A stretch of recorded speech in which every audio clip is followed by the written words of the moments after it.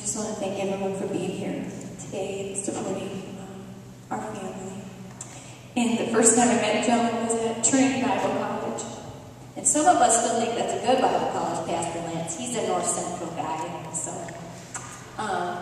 But the first time I met Johnny at Bible College, he, of course, was sitting there eating at the lunch table and just surrounded by people. He was telling a story.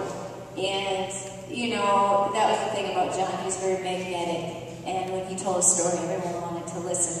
And so he just kept telling stories all night long. And him and I, we didn't leave the cafeteria that night till the lights were shut off. They had mopped, they had swept, everything.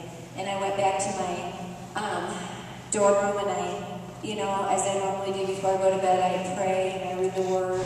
And the Lord just spoke to me in a still small voice and said, "He's going to be your husband, Carla." And so, you know, things just progressed, and John and I, we got married and had children, and we've been involved in many types of ministry. And the thing about John that encouraged me was he knew the Word of God. I remember in Bible college, you could ask him, "Where's this? Where's that?" He was right there with the answer. He knew. He knew the Word of God. And he loved people so much. And he shared Jesus Christ with so many people. And when we were at this service back in Chicago, there were 5 beautiful Christian, godly families there at that service whom John had led those husbands to the Lord when those husbands were in their early 20s, even before they got married and had babies. And what a testimony to John.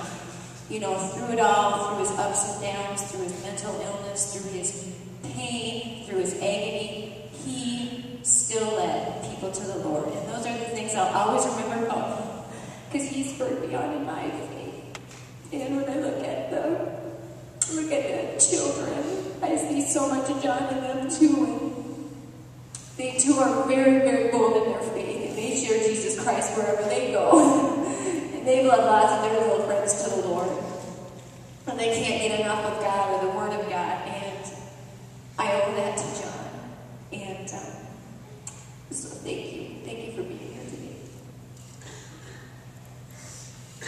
My husband loved the Lundstroms. I don't know if anybody knows who the Lundstroms are, but my sister and I were raised on our dad would have had this little LP, these little records, and so we would just sing the Lundstroms over and over and over again. So John kind of got into the Lundstroms too then when he got into our family, and so every time we were together, he would ask my sister and I to sing this crazy little song, and I don't even know if we'll sing it very well, but we're just going to do it for Johnny. I love my mom, I love my dad, I love my brothers and my sisters too. But God comes first in my heart, I know right now no other love will do. 'Cause I'm in love with Jesus, He's in love with me. For my life to save me and set my spirit free. I'm in love with Jesus, He's in love with me. And we'll be together for eternity. And we'll be together for eternity. And we'll be together for eternity.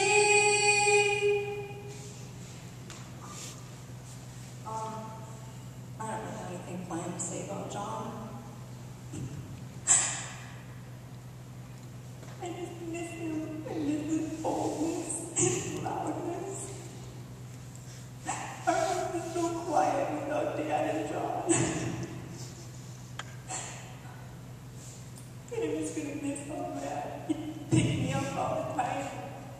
I was very rarely on the ground when he was around.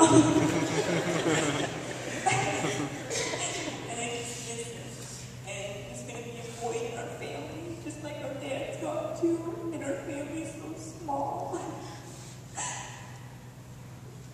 But we just have to trust in God and just get through it and be there for each other.